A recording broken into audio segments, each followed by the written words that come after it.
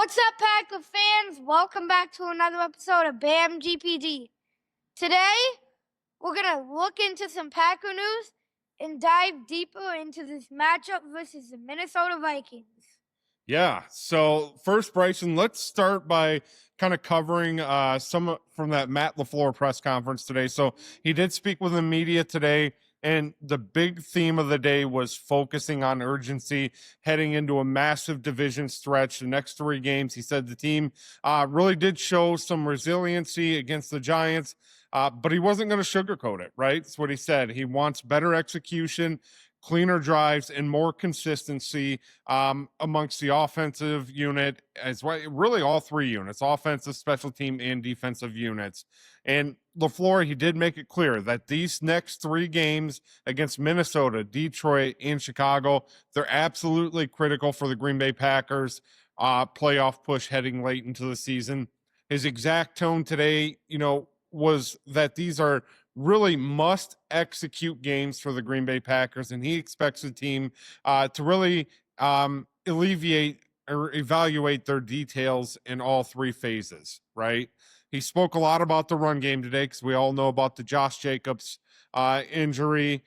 He did say they're evaluating options, really based on health, but stressed the importance of staying balanced on offense, right? Green Bay's been trying to get that run game going pretty much all season. He wants to protect Jordan Love by getting that run game threat, really having that run threat alive in Green Bay, right? Now, the big question today, Bryson, everyone knew it. We're waiting on the news of Josh Jacobs today, that injury, the knee injury he suffered yesterday. LaFleur confirmed today it's a knee contusion, just swelling, right? So that's some positive news, and they're calling him day-to-day, right? There's no talk of the IR right now for Josh Jacobs, no major structural damage to the knee, but his status for Sunday, it's very much uncertain. And as a Packer fan, I'm kind of hoping they hold him out against Minnesota. You'd like to see him fully get that knee healthy. You don't want to have any setbacks or potentially cause any other issues with that knee if he's not 100%. So I would be totally fine with setting him this game, especially when you are trying to make a push towards the playoffs, right? So you want to have a healthy Josh Jacobs. He really is a spark to that offense for us. Because it is a playoff push right now. It is, absolutely. So, nevertheless, the team, he did say today, they're going to see how the knee responds throughout the week. And as far as MarShawn Lloyd, right, we've mentioned him a couple times here in the past week. He's still on the IR with a hamstring issue. LaFleur did not give a timeline for MarShawn Lloyd's return, but did say Lloyd could be in the conversations very soon for the Green Bay Packers, especially if Jacobs cannot go, right? So it doesn't sound like he's a lock to return this week by any means, but he's trending in the right direction from the sound of it. So on the defensive side, Lukas Van Ness, he keeps inching back. He was limited in practice again, and he's listed as questionable, right? He kind of saw the practice field a little bit last week.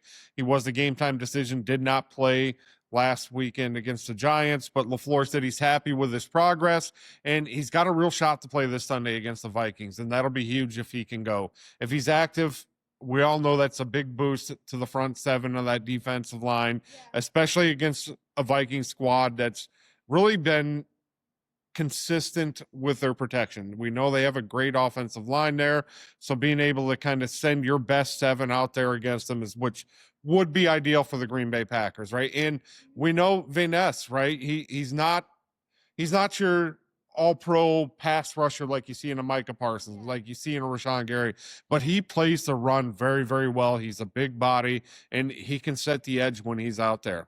Now, let's take a quick look, Bryson, at Sunday's matchup against the Minnesota Vikings at Lambeau Field. This starts, the biggest stretch of the season. Got 3 divisional games coming up, and this team knows it, right? If they want to make a serious playoff push here towards the end of the season. Now, the Vikings are going to roll with J.J. McCarthy. Really, I know he's not a rookie. I call him a rookie because he was hurt all of last season. He can be talented at times, right? I'm not sold on him quite yet as a passer in this league. Up and down, with this kid, right? Especially when he's under pressure. The few games, again, I don't know him very, very well, but the few games I did watch in Minnesota this week, he does tend to take the ball and run quite a bit, right? When things start to break down. So that'll be an element that Green Bay is going to have to kind of watch out for going into Sunday's game as well. And I also want to say, this is not part of the topic right now, but the Bears are just frauds. Yeah, they are. Yeah, absolutely. I do know they're first in the division as of right now. So if you're a Bears fan, if you're able to, go ahead and print that off, frame it while you still can. But if you're a -6 in the plus minus, Bryson, that's not a recipe for a winning team. That's not a recipe for a team that's a serious playoff contender, right? But nonetheless, looking at Minnesota game, we'll get the Bears here in a couple weeks at Lambeau. But looking at the Vikings game here, Bryson, offensively, the big key to this game is going to be the ground game, right? If Jacobs plays even at 80%, that opens up so much for Jordan Love in this offense. If he doesn't, the Packers are going to need Emmanuel Wilson to really step up this game, and whoever they suit up to be serviceable, right? The Vikings run defense has been inconsistent at times this year, and this is the matchup Green Bay can exploit if they stay committed to it. Now, the other thing to watch is momentum. Minnesota has won the last 2 trips to Lambeau Field. The Packers cannot let this one slip, right? Not in a division race that is this tight.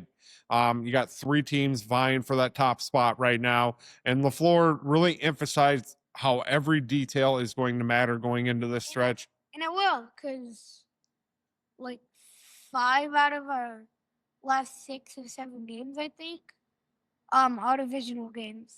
Yeah. It's a tough stretch. It's a very, very important stretch. It's where you need to be playing some good ball. And this is the kind of game where winning the line of scrimmage for the Green Bay Packers, limiting penalties, and taking advantage of short fields will decide this outcome, right? We know Minnesota's got a very, very good defense.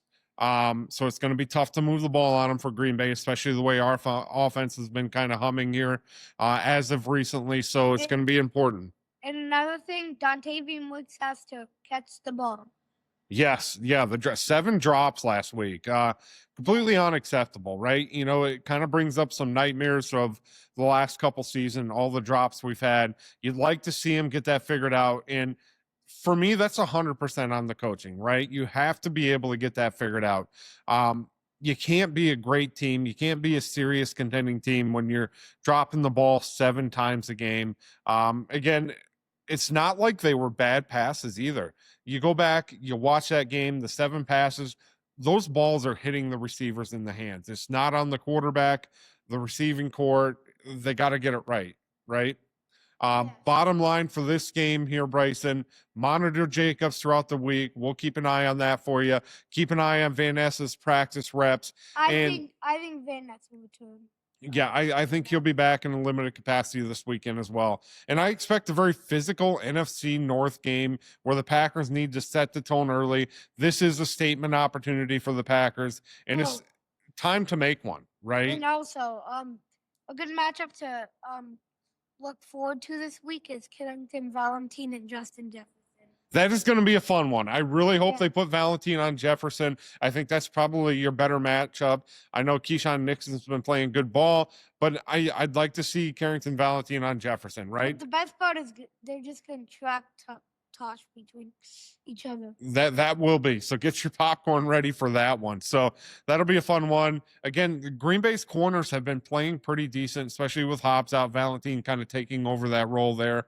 Nixon, I know he graded out pretty high. If you're into the PFF grades, he did grade out pretty high. I think he was 82 plus for the game there. Carrington Valentine also had a pretty decent grade out on that game there. So Green Bay corners, they've been playing just fine. I think they're going to be great against Minnesota. Again, we know they have a good wide receiver core. Their only issue right now is that quarterback, J.J. McCarthy. He has not proven to be a solid starter in this league yet. And I'm hoping that continues as they travel to Green Bay this weekend. So we'll be back with some more. We'll kind of break down some of those key matchups as we get into the week here, Bryson. And don't want to look too far ahead, but we'll look at, some more of the divisional games coming up as well. But that is your Monday Packer update here for you guys. If you haven't already, go ahead and like and subscribe to YouTube or our TikTok channel. And Bryson, we will be back with some more here. And as always, it's Go Pat Go.